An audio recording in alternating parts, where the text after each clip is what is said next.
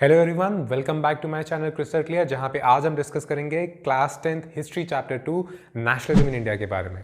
सबसे पहले नेशनलिज्म होता क्या है? नेशनलिज्म मतलब होता है nationalistic feeling, a feeling of patriotism which one feels for one country.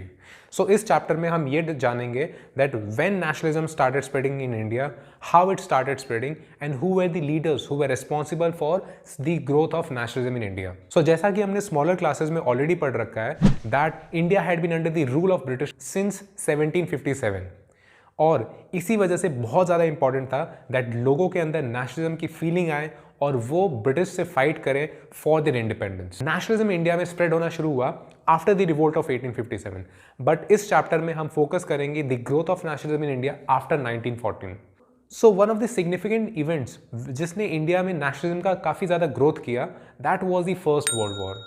First world war में Britain was one of the country which was involve in the first world war, which was fighting the first world war. इसी वजह से Britain को बहुत ज़्यादा loan लेना पड़ा था from America and other European countries.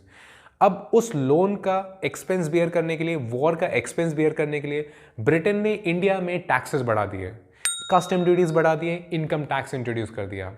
इसके अलावा ज़बरदस्ती रूरल विलेजर्स को आर्मी में रिक्रूट करना शुरू किया to fight from the British side in the first world war. इसके अलावा उस दौरान गुड्स के प्राइसेस बढ़ गए थे, जिसकी वजह से लोग काफ़ी ज़्यादा प्रॉब्लम में थे, हार्डशिप फेस कर रहे थे। Then from 1918 to 1919 and 1920 to 1921 crop failure witness किया गया पूरे इंडिया में इन डिफरेंट पार्ट्स। और तो और इन्फ्लुएंजा जैसा एपिडेमिक भी फेस कर रहा था इंडिया, जिसकी वजह से 12 to 13 million people died in those years. These all were the reasons why nationalism in India started spreading more extensively after the First World War. हमारा next topic है the idea of सत्याग्रह। 1915 में Mahatma Gandhi south Africa से वापस आते हैं after a period of 20 years। South Africa में महात्मा गांधी ने law की पढ़ाई की थी और वहाँ पे उन्होंने फाइट किया था against apartheid from the south African government. और इस अपार्थाइड को फाइट करने के लिए महात्मा गांधी ने यूज़ किया था the method of Satyagraha. So let us understand what is this सत्याग्रह। तो सत्याग्रह मतलब होता है the path of truth। सत्याग्रह में ट्रुथ को बहुत ज़्यादा एम्फेसाइज दिया जाता है, बहुत ज़्यादा इंपॉर्टेंस दिया जाता है और ये माना जाता है कि अगर आपका कॉज ट्रू है, अगर आप सच के लिए लड़ रहे हैं, if you are fighting against the injustice, then you do not need to use physical force to fight the oppressor. Satyagraha में हम वेंजियंस या रिवेंज नहीं लेते हैं ऑपरेसर से, बट हम उसके कॉन्शियंस को अपील करते हैं so that he finally accepts the truth. India में आने के बाद महात्मा गांधी ने कई सारे सत्याग्रह किए, like the Champaran Satyagraha in Bihar in 1916 which was against the oppressive indigo plantation system. Then the second satyagraha was done in 1917 in Kheda in Gujarat.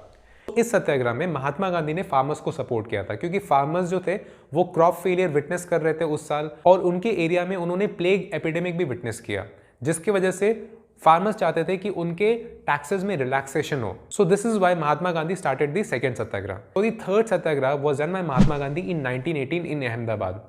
This satyagraha was done to increase the wages of the cotton mill workers. Next हम बात करते हैं about the Rowlatt Act. 1919 में British government ने बहुत ही जल्दी में imperial legislative council में एक लॉ पास कर दिया विच was called the Rowlatt act. ये एक्ट ब्रिटिश गवर्नमेंट को बहुत ज़्यादा एम्पावर करता था और इस एक्ट के अकॉर्डिंग ब्रिटिश गवर्नमेंट किसी भी पॉलिटिकल प्रिजनर को अरेस्ट कर सकता है, डिटेन कर सकता है for a period of 2 years, that also without any trial. Mahatma Gandhi ने इसके खिलाफ राउलेट सत्याग्रह स्टार्ट किया विच स्टार्टेड विद अ हड़ताल ऑन 10th April 1919। इस हड़ताल में रैलीज ऑर्गेनाइज हुए in different cities, railway workers ने स्ट्राइक किया एंड बहुत सारी दुकानें बंद कर दी गई। ब्रिटिश को ये डर था कि जो लाइंस ऑफ कम्युनिकेशंस हैं लाइक रेलवे, लाइक टेलीग्राफ, ये सारे बंद हो सकते हैं, डिस्टर्ब हो सकते हैं।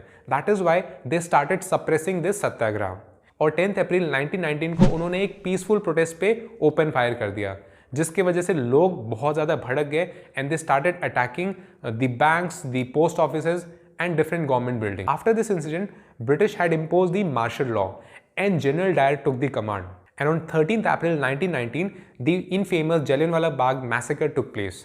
So Jallianwala Bagh में कई सारे विलेजर्स असेंबल हुए थे to celebrate the Baisakhi festival. इन लोगों को मार्शल लॉ के बारे में पता नहीं था क्योंकि ये विलेजेस से आए हुए थे और जनरल डायर ने इस जलियांवाला बाग के सारे एग्जिट पॉइंट्स ब्लॉक कर दिए और अपने सोल्जर्स को ऑर्डर दिया, अपने ट्रूप्स को ऑर्डर दिया to open fire on the crowd.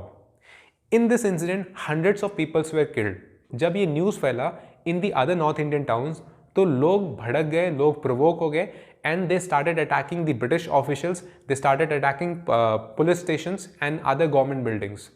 So finally Mahatma Gandhi had to withdraw this Rowlatt Satyagraha because Rowlatt Act was only limited to cities and towns. So इसी वजह से अब महात्मा गांधी एक नेशन वाइड मूवमेंट स्टार्ट करना चाहते थे, but इस nation wide movement को इम्प्लीमेंट करने के लिए इट वॉज वेरी इंपॉर्टेंट कि हिंदूज और मुस्लिम्स यूनाइट हो जाए, और हिंदूज और मुस्लिम्स को यूनाइट करने के लिए उन्होंने डिसाइड किया that he will support the खिलाफत इशू। अब ये खिलाफत इशू क्या था? So after the defeat of the Ottoman emperor, Britain ने क्या किया? ब्रिटेन ने ऑटोमन एम्परर के पावर्स रिड्यूस कर दिए और उस पर एक बहुत हार्श ट्रीटी अप्लाई करने वाला था। ऑटोमन एम्परर को खलीफा या कैलिफ भी बोला जाता था and he was suppose to be the spiritual head of all the Islamic people. So खलीफा के पावर्स को डिफेंड करने के लिए कमिटी बनी which was called the Khilafat committee. इस कमिटी को लीड कर रहे थे two Ali brothers whose names were Mohammad Ali and Shaukat Ali. Mahatma Gandhi ने डिसाइड किया that he will support the Khilafat movement and he will start a non cooperation movement in support of the खिलाफत issue.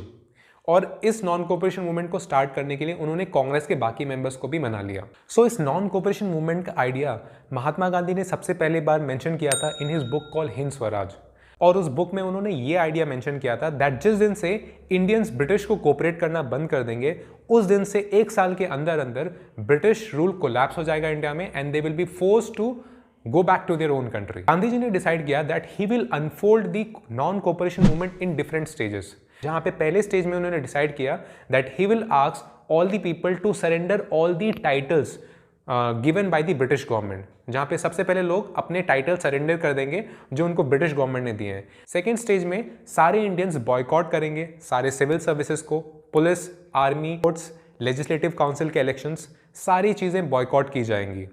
और अगर ब्रिटिश गवर्नमेंट सप्रेस करने की कोशिश करेगी इस मूवमेंट को, then finally they will launch a full civil disobedience campaign.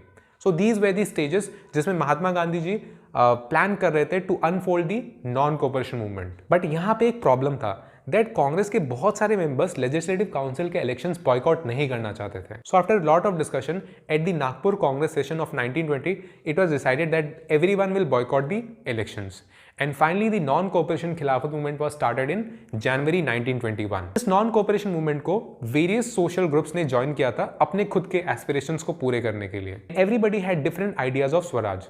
So in the next video, we will learn about how the non-cooperation movement spread in different areas like cities, then countryside and the plantations. So this is all we have in this video. So if you have liked this video, please share it with your friends, subscribe the channel and hit a like button. And also if you have got any doubts related to the whatever we have discussed today, please mention it in the comment section. And thank you all for watching my video.